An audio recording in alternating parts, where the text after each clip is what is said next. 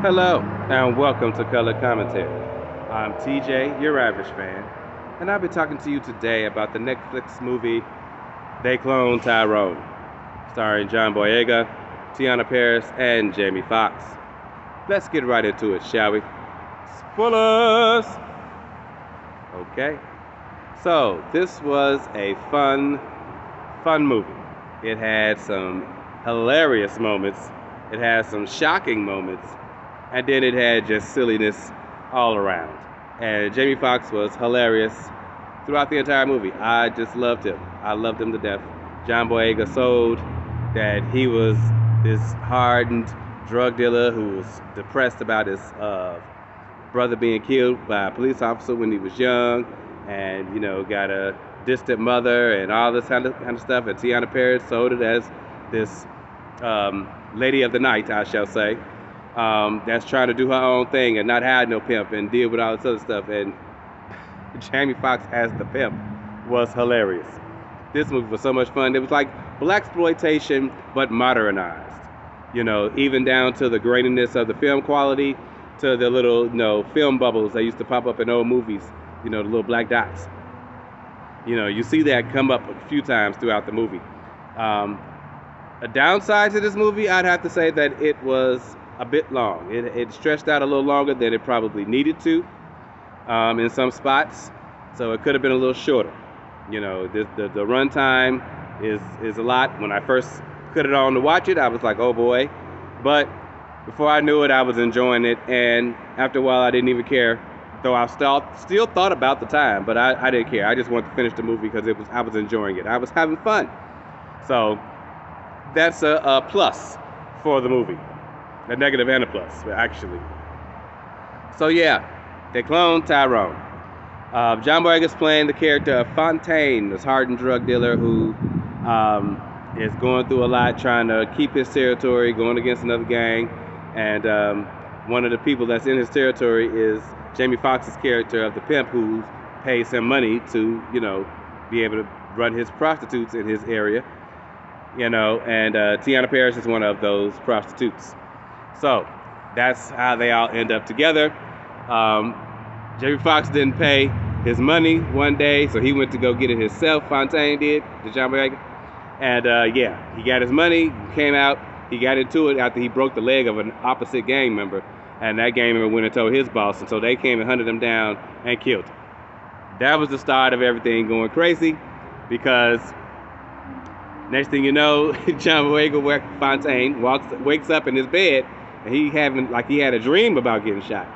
Then he remembers that he didn't get his money from Jamie Foxx, so he went back there, and Jamie Foxx was like, oh hell no, I saw you get shot like 6 times in your car when you left here. You tripping? No, this is crazy. So then they find Tiana Paris, that she had ran into him on his way out when he was going in to get the money. And so he like, did you see me last night? And she like, yeah, I saw you. And I heard the gunshots, and I didn't know what had happened, but I seen a big truck, expedition, pull off speedily, and he had seen one of those that same day snatch somebody off the street. So he was like, okay, we got to find out what's going on with that. And then that sent them on a path together, the three of them, where they find out that it's a whole governmental experiment going on in their neighborhood underneath the streets. It's like a whole warehousing, factory, experimentation, laboratory deal going on under the streets. And it's elevators in different spots throughout the neighborhood that take you down to the laboratories under the neighborhood. It was crazy. And that's also where they found out that's where the cloning was going on. He found his dead body, found out that he had a moment where he was like, screw all of this, I'm me, I ain't gonna worry about it. But then he found out that his mom wasn't really his mom. She was just a voice box answering questions that he would say on repeat. And but by that time they had kidnapped Tiana Paris, because she wasn't giving up. She was like, I'm not giving up on trying to fix the neighborhood and stop this conspiracy that's going on. They had put stuff in the food, put stuff in the hair perms for when the women go get their hair done, put stuff in the chicken, put stuff in everything, and to try to do experiments on the black people that lived in the neighborhood. The cloning was all about trying to keep the neighborhood the way it was so that it wouldn't get gentrified and changed, and then they wouldn't be able to do all these underhanded, backstabbing, ridiculous, horrible experiments on people, because the neighborhood would then be under monitored by, white people. So, it was crazy. I gotta say though, they worked hard to tear it down, and they let all the clones out. They effed up they whole underground thing. We had Kiefer Sutherland come in this, pop up as the white guy villain, and got some explanation about the cloning and where it came from and why. They're trying to meld all the people together to become one. They're controlling them with the music and the clubs and making them fight, making them love each other, making them do all kinds of stuff, brainwash, mind control, all of it. It is insane. When they, as you go through the movie, that's what kept me going. As you go through the movie, you're like, what else? What else is there? What else are they doing? And every time they went somewhere and they found something new that these people was using to control people, it was just mind blowing. It was like, what in the world? Okay, wow.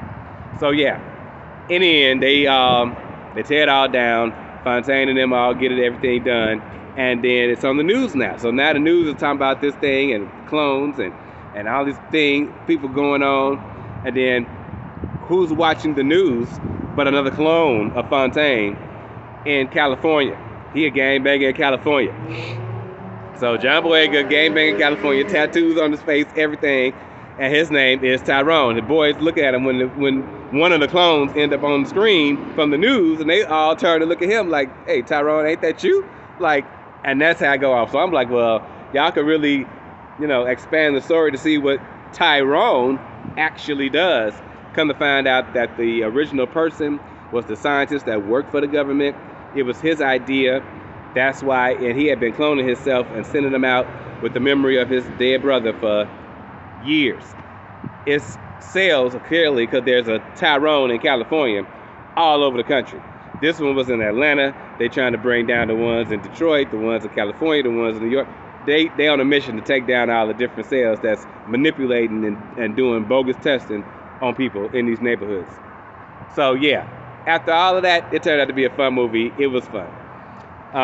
If I had to rate this movie, I would give this movie an 8. Only reason this movie doesn't get a 9 from me is because, like I stated, it's a bit too long in places, and some stuff was kind of unnecessary. They did a couple of jumps where they needed to explain some stuff, but they didn't. So I'm dinging them for that. An 8 is what they're gonna get, but it's still a good watch. Definitely check it out. They cloned Tyron. I will see you guys for another movie review next time. In the meantime, have a great day.